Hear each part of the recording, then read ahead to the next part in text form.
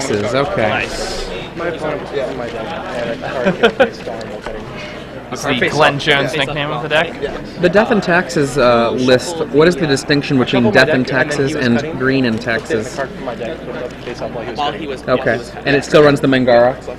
Okay. Then once you get your slip, I'll just go ahead and give you a warning turn. Okay. Look at your turn. Okay. Do you want to see one of my extra cards? Like, Yeah, a lot of the Denver ones As far as the mono white, since it's you guys, but neither Reliquary and Tarmogoyf but look like they're the two best cards in this deck. I have a timer. Well, like, so Kasali Primate is also really good. So adding green to the deck just might make the deck like competitive. Like, Give me just a second. can we start? I know I'm being obnoxious. I feel like I'm my mulligan. be low on sleep here. Not gonna happen. But I don't know. It's a really fun deck, and I feel like it's definitely had times where it's been great for like my an games. asshole, dude. But I have such trouble believing that. Well, if you think about it, like, you're gonna know my Casting play three right away. permanents that are, Like, you're oh, trying to combo what's that like my things. creature? You're like, oh. I mean, I kind of am looking at So the like Lion's Eye Diamond, the Mangara. I'm just basically like, potentially more powerful players.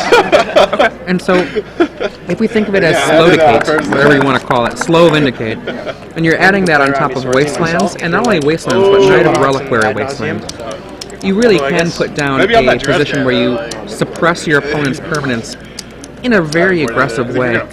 And when you have a draw, the your only person Gaddock I've can ever stop known the to draw Force of with Wills from Dredge maybe is making that Mike happen, Osgood. and in terms of He stopping could, it. like, And Kasali he Pride actually Mage is another way game to one. knock off some Round one, permanents. I mean, game one. Dredge I think versus that Ant. there are a Game lot of one, ways to drew talk the about this match. deck as using Mangara, not to be cutesy combo-y, Yeah. but to use Also, it as a Vindicate He's some in a kind of deck that doesn't hybrid otherwise have between Vindicate. Cave, Yeah, and Hill Giant. in this green version, like that's actually a lot more powerful than the mono white version. You have This might be better. you've Knight of the Reliquary. He's big. Oh yeah. Knight of the Reliquary is a monster.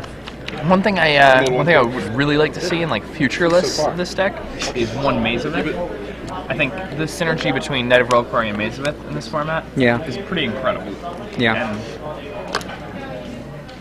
I mean, I'd say every deck besides Zoo, which for obvious reasons doesn't want Mazevith, should probably pack at least one.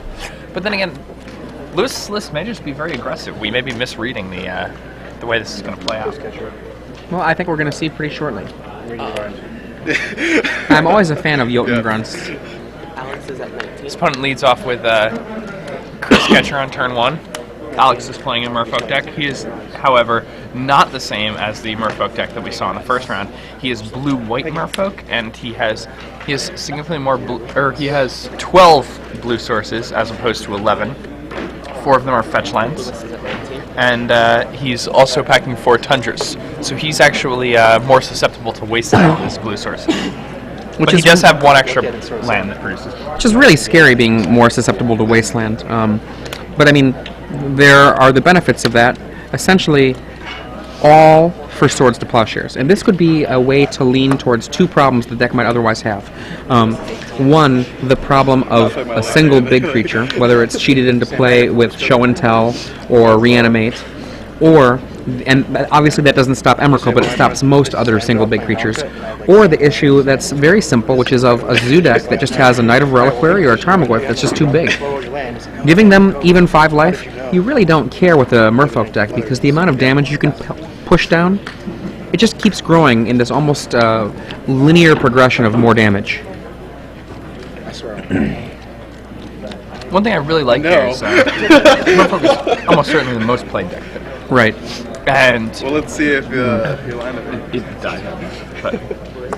But in his sideboard, he has Lawin, Cephalid Empress, Which is a monster. which is about as good as it gets in a Merfolk mirror.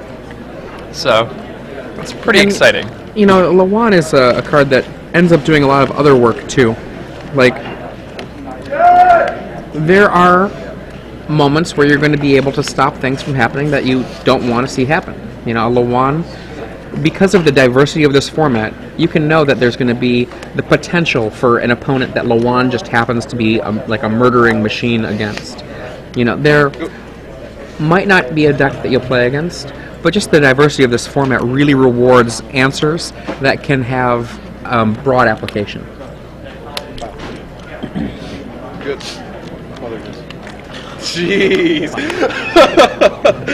kept the one lander on all the 6. Obviously, And there's 3 to months. respond to Pengers in the That's fine, dude. chat, it's not the problem of zoo decks with a single big creature. It's that a zoo deck can put up creatures that are of a similar size or larger than a Merfolk deck and bring it down oftentimes slightly faster than the Merfolk deck can deal with it.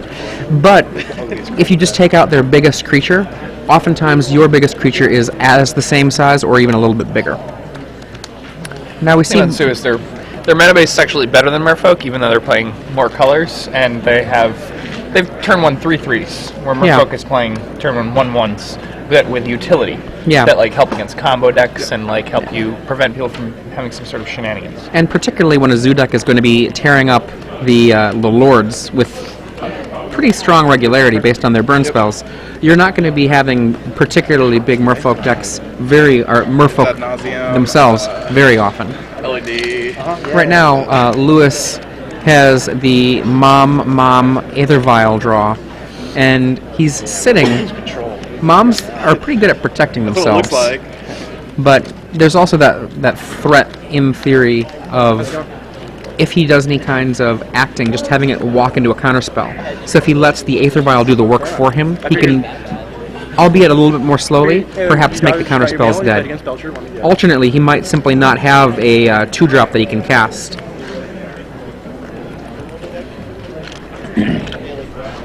I mentioned this yesterday, but Against Caleb? I've been talking to Lewis Laskin at night a lot, and we've been working together on different decks, and Lewis seems to be an incredible gaming mind, and he's also extraordinarily confident. You're tapping 3 mana. He's somebody that I would be really excited to work with. Oh, okay, yeah, give me your results. Yeah. I was like, Okay, yeah, I don't think you're doing that's that. fine. Let them get you. Right here, we have the Coral Helm Commander going to the skies, and First catcher? No. Swords to Plowshares comes to take care of that. I got 3. Yes. 22?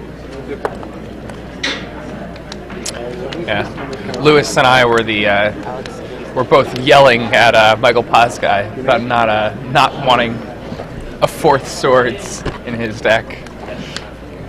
And Swords is one of the incentives for playing a blue-white based deck. Yeah, he ended up playing 4 Swords, but it was funny because Poskai was saying, "But Lewis, you were trying to argue for me to play 3 Swords earlier in the day," and Lewis said, "Well, that's only because you were playing 2. I had to work you up to the 4." He's like, "I knew I couldn't get there if I tried to do it all at once." He's like, "That was just a precursor to this conversation." That's funny. So right now, we How have many swords he got? Alex I cast moving the one. Mutavault I know you into saw the this red one zone, back. or about to move into the red zone, and a attack with the Merfolk Sovereign. I think that Merfolk Sovereign is coming in. It's off the screen, just below the Silvergill Adept. I can't tell if it's tapped or if it's untapped. Let's see if we can get that to be a little bit more on our screen. He assigns block order. I give the first creature protection from the color of his attacker. Can he assign damage to the second creature, even though he has not assigned fatal damage to the first creature? Even though the creature has protection, damage equal to its subject is still considered. Thank you. Alex is playing Tundras so that he has access to Sword post-board. Swords is, without a doubt, like the best removal spell ever printed. I mean, arguments, I guess, can be made for like Bolt, but Bolt is more than just a removal spell. It's also a doming tool. So, a quick check of the playfield shows that there's actually 2 lords that were off screen, which changes the math quite a bit. That. Wow. We had no idea what was going on. We had no idea that the world was so dangerous. I thought there was just the one lord, but wow. I really just had no idea. Fair enough. That's correct. Yes. It's like the reason to play this deck. Yeah, the world looks different now.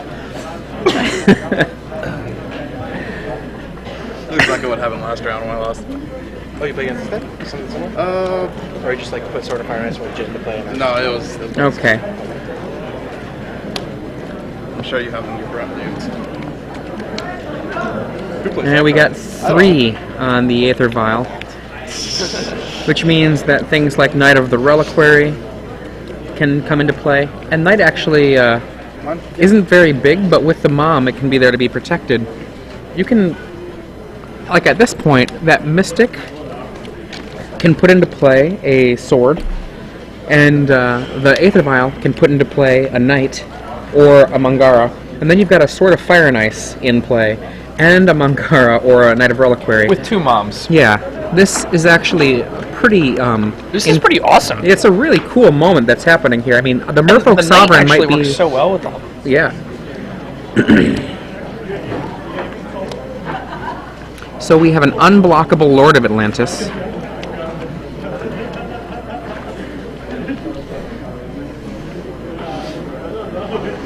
Yeah, that Merfolk Sovereign is the card that is going to be putting the real pressure on this game as it develops. I mean, this game seems to have developed a lot. Oh yeah. It's I mean, Lewis is not afraid to throw away a Stoneforge Mystic.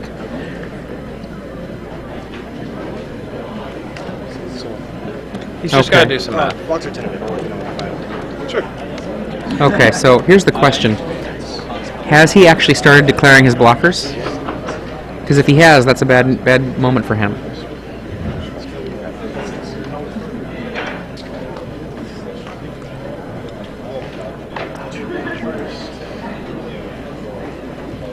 I think he must have, right? Okay, I mean, maybe it's actually, if he's happy to wait, which is just fine. Yeah, happy to wait and put the creature out EOT, that's fine. Yeah. Protection. Loses the Mystic. Yeah, take 3. Takes 3. Heads down to 10 life. Okay. I was thinking he would want to put the Aether Vial to put a creature into play that might be willing to, or might be potentially able to kill the Curse Catcher, or to kill something. And what do we get there? That looks like, I think that's Mangara. That's Mangara, yeah. Oh, that is so good right now. Oh, Dr. Mangara Caracas. Heavens to Betsy. I'm proven wrong. Oh, this is just too much fun. I'll put a Sword of Fire and Ice on my mom. And I will attack you. And I'll attack, and I'll shoot somebody. You'll be at 19. I will... No, I think he shoots a Lord of Atlantis, and then he Mangaras away the other Lord, and then The other Lord is not a legend. Oh, Mangara's away. My bad. Sorry. Yeah. What you said. Yeah. What you said. I thought you said Caracas away. I misheard you.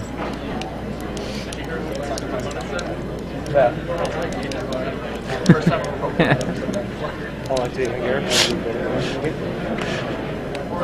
And he does not do the Mangara Caracas trick, perhaps because he has another Mangara in hand? perhaps. This is unfair. Lewis is at 10. Perhaps to leave Swords to Plowshares open? Lewis 10, Alex 17. Does he have swords in his hand? I mean, so you can't really leave swords open. He's a curse catcher. I'm just confused. Yeah, I'm not exactly sure why he wouldn't pop that back I up. lost game 2 of the round that I drew. And then he has the vial to go with Yeah, it, that one. That's pretty Yeah, right? Like, I'm not sure. he just. Well, I mean, let's pretend that he's playing around swords from his opponent, right? He thinks there's the possibility of a main deck swords. This means that if he has a Mangara in hand, he can put it into play with Caracas to protect it. But I mean, doesn't that just put him in the same position As opposed to if you use the other one, then. Your settings for deck construction are found on blue paper. There's the knight. Board marked A through D. Two-headed giant will be using blue paper all afternoon. The tables are right behind that pairings board on the Star City Games white table numbers. Once again, two-headed giant sealed. Please find your seats on the blue paper. What a devastating switch around in just fortunes. Yeah, I mean, things looked pretty bad for Lewis. A sovereign is back in play, so protecting that sovereign from the Sword of Fire and Ice could be problematic. Mother of Runes trigger. It would be 16. Target Merfolk Sovereign. Draw a card. Yep. I'll play. I guess that turn. And a Wasteland. Yes. Even if he'd had a Mutavault open to block, the Wasteland would have taken care of that. Just a second. So Alex was at 17 before. He was at 19 and I attacked him for 3. Was it 19? +2, +2. Okay. Alex. So I played Joe Grunt. 16. And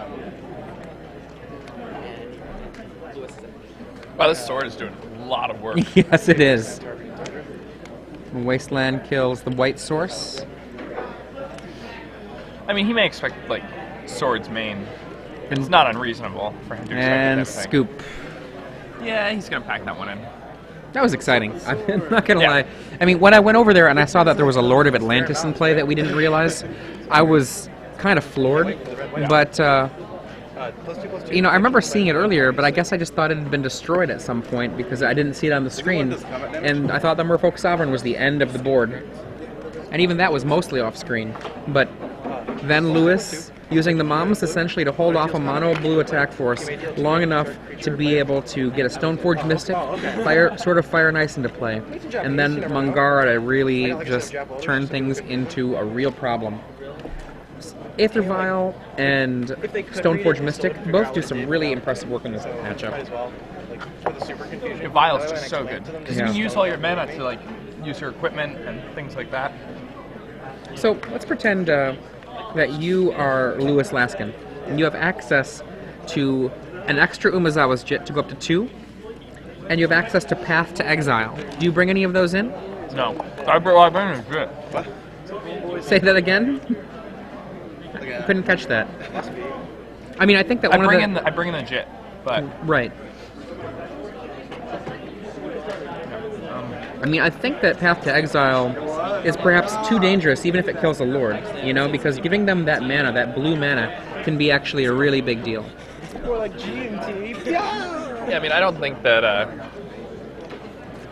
Path is a very good plan when you're fighting a Merfolk deck. Yeah. They have a lot of lords, so maybe like appealing, like you want to fight them that way. But I really think you want to fight them with things like, you know, Stoneforge Mystic for my Sword of Fire and Ice, because that's really the best thing you can do against them. Sword of Fire and Ice is just a total monster. Now, on the other side of the table, I could see him bringing Pithing Needle and trying to name Sword of Fire and Ice. yeah, I mean, a Pithing Needle, seems like a totally reasonable way to try to deal with that card, as long as it's not already on a creature. After it is already on a creature, that's a little bit problematic. Now, Kira, the Great Glass Spinner, is another thing that you can consider bringing in against this, making it so that that sort of Fire and Ice targeting will just fail to hit. And then, actually, Kira seems, the more I think about it, to be actually a very reasonable card to bring in, making the swords of the opponent less effective, as well as making Sword of Fire and Ice only terrible instead of game ending. Like, my friend who, like, There seems to be some controversy over the pronunciation of Pithing Needle. Well, I definitely agree with Ugbot. Umezawa's Jit, or Jite, or however you want to say it, it is a sword breaker, or sword catcher, if you will. Definitely not a sword. Yeah. Now, as a non-Japanese speaker, I have tended to say Jit, but once someone from Japan, or someone fluent in Japanese were to tell me differently, maybe I would change things around. I'm not familiar with many non-English words. But I mean, I know Ola, that's a good one. well, I mean, as far as like magic words go, Like I know Batard. Jit. Batard for mongrel. Very important one to know. That's Says, Is that bad? if I Sumph. switch over to Swamp. I mean, I used to have a. high tide? I'm playing Transformational Sideboard. Taco. You should see what my combo is. For Tacoma. Gonna get some Shukos up in here. But Pithing Needle is pronounced pith, like myth. Pithing Needle. Pith like myth. Yes. What's always our fun- donut is correct. What's always fun is when we have the conversations about how fantasy names are supposed to be pronounced. Yeah, it doesn't really matter. Yeah, someone was complaining about how we'll call Emmy, our Cthulhu 1515 Flying Lord, how that's pronounced. And I don't know that I've heard an audiobook that has confirmed the pronunciation of the card. There's no So- pronunciation of Emrakul. Emrakul. Emrakul. I mean, maybe there was one that was intended by Wizards of the Coast, but I don't think that they've told us. Yeah, I never got a memo. Yeah. They never sent me an email or anything. You know, I didn't find it in the dictionary when I looked it up, so And I'm sure you know, I Matt, guess I just decided to say it phonetically. But Magic, a lot of people you know, Magic card guy out there is probably saying, well, actually, if you look at this particular novel, you'll see that his name rhymes with this, as is spoken in blah blah. I don't really care. It's obviously not good, but I think If it's a real world, if a real world word, then I'll care that I'm saying piving, tiving. I don't like saying those words wrong. That's a bad thing. Yeah, an actual word. Like that thing. There you go. Now, interesting fact for those of you who are in school, I'm going to tell you straight up that if you ever go to try to get into grad school, you will find that Magic terminology will help you a lot on the GRE. There are a lot of words you will know just because you play Magic that you will do better on a GRE because of. Yes. It will also help a lot in your SATs. Yeah. There are a lot of words that you would have no idea, but you play Magic, and when you read these words, you're going to see them and you're going to be like, I've seen that on a black card. Now here are the definitions Exactly. they give me. Which one would be a black card? Okay, I've seen that word Yeah, on a red fugue. card. What, You know what I is what does fugue mean? Yeah, well, exactly. I seem to recall that I had to discard for that, so... mean? Yeah. Exactly. Yeah. like I could have told you at least 35% countertops. What was the one that I That's really why remember? I went to this deck, like, because it's Fecundity. just, like, That was super actually... potent countertop. Fecundity was definitely a word that was on the GRE for me. And I was like, I know what that is. Unfortunately, they didn't accept my green enchantment Will the answer. combatants in standard Winterbox So number you 2 gain be knowledge forces when ahead. things All players die, in standard man. Winterbox It's number like, 2, you know, Chicken with Dragon. the dinosaurs. Guard. Okay, so we get the opening here. Alex Gonzales cracking a land, putting himself down to only 7 blue sources, or pardon me, 10 blue sources left in his deck.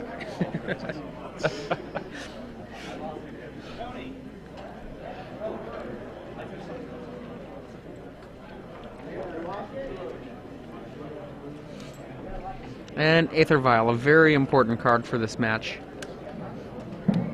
And we got Dueling Vials. Draft open number 2 players. I like Round Lewis's 1 vials players better. are all posted.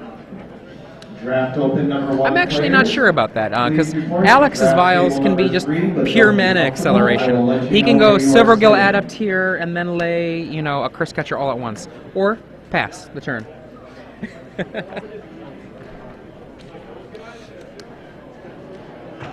Lewis is happier to be playing the passing game, though, that's for sure.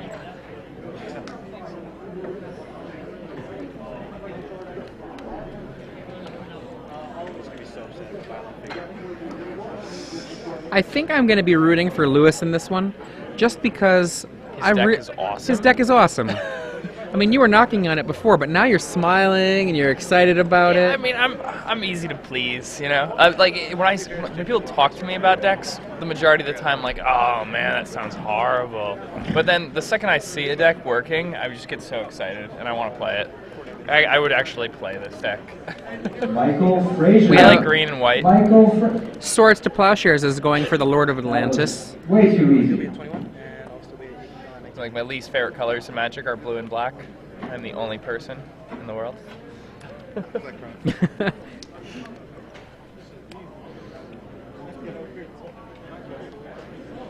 Coralhelm Commander.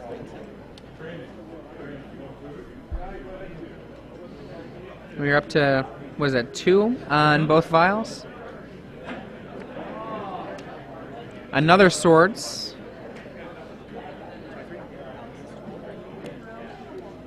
I'm actually winning. Man, Lewis's deck just. looking at his hand and looking at like, this deck's really good. Wow, what a reversal. You have been talked Yeah. into appreciating this deck. I have. I mean, I should have known it was going to be good. As I was saying earlier, like Lewis was really impressing me with the way he was talking about the game.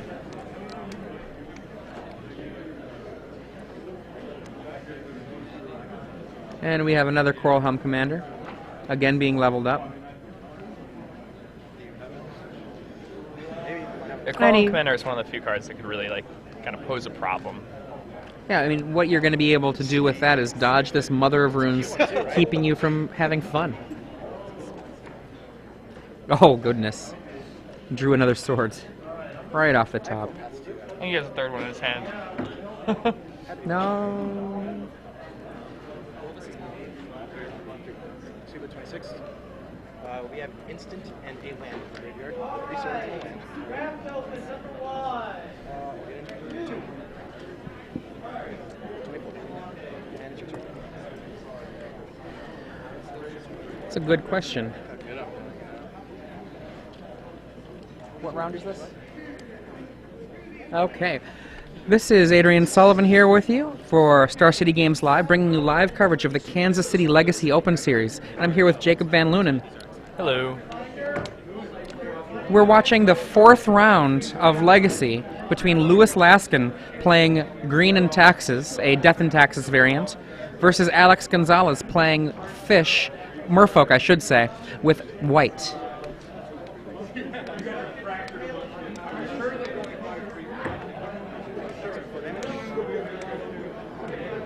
See, I wonder what's going to happen in this attack step. Oh, all right. Well, Okay, and that I is guess what it was happens with that just attack step. That's the end of the game, That folks. is the end. I got nothing coming out. Like, Jesus. Wow. Awesome. Man, Lewis's deck just crushed there. That was awesome. I'm going to say that that deck is exciting. Are you playing swords in main? So it's just recycling? I thought they was going And to they're going to come back to us in a second. So, for you, O doubter of Mangara, how do you feel about how the Mangara played out in that first match?